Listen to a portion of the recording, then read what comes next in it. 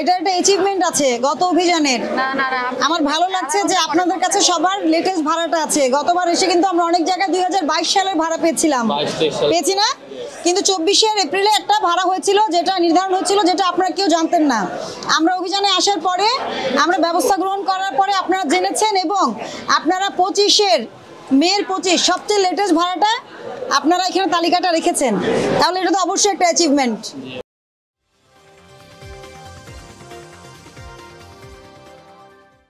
কে আছেন?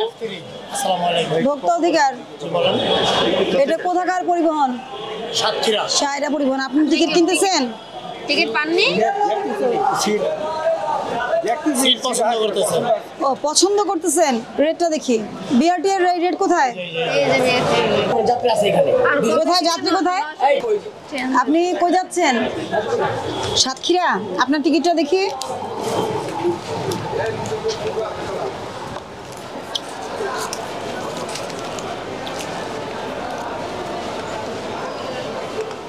কত টাকা রাখতেছি টিকিট? দুইজনের 1200 না একজনের?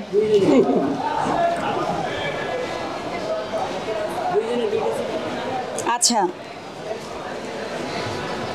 জেনে শুনে বুঝে যে রেটটা দেখে নেবেন। এখানে হাইলাইটার দিয়ে রাখবেন যাতে ভোক্তারা দেখতে পারে যে আপনার রুট নম্বর কত, ঠিক আছে?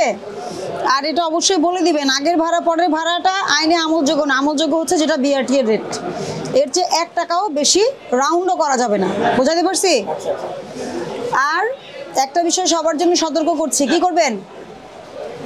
সাতক্ষীরা, এই যে আপনাদের ভাইয়া অনেকগুলো রুট আছে না? ভাইয়া অনেকগুলো রুট আছে তো ভাইয়া, যাকে যেখানে বলছেন প্রমিস করেছেন সেখানেই নামাবেন।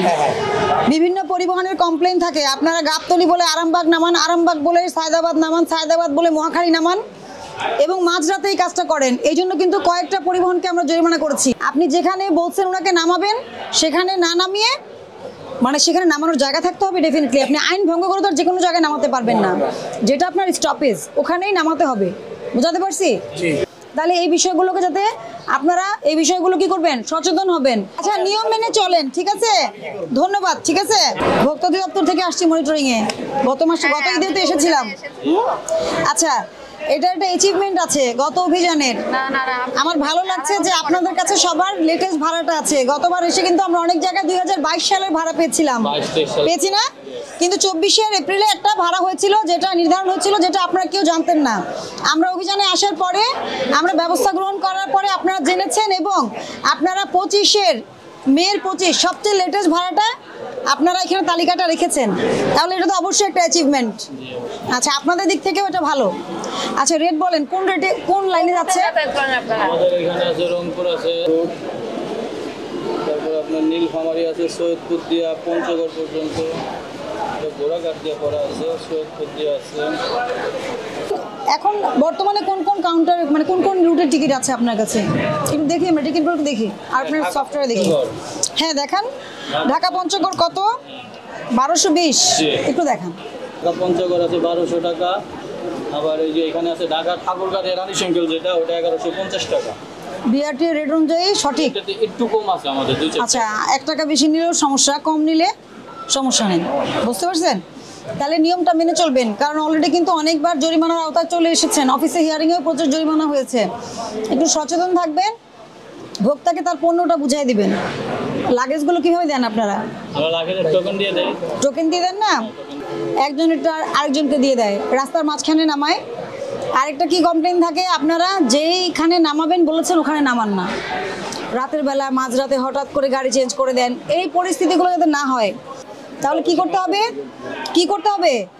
গাড়ি যদি ক্যান্সেল হয় অবশ্যই কি করবেন, একটা অল্টারনেট গাড়ির ব্যবস্থা না করলে কি মানুষ ঈদে বাড়ি যেতে পারবে? সিম্প্যাথি না এমপ্যাথেটিক চিন্তা করবেন যে আমি রাস্তায় গাড়ি নষ্ট হয়ে গেলে কি হতো।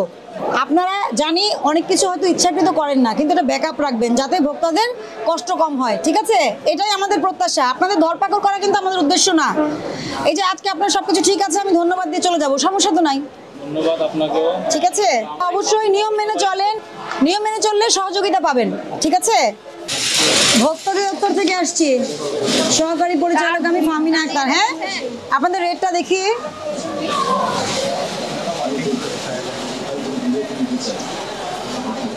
মে 25 বা আপনি তো আরো লেটেস্ট, সবার তো ল্যামিনেটিং করে নাই, আপনি তো ল্যামিনেটিং করে ফেলছেন।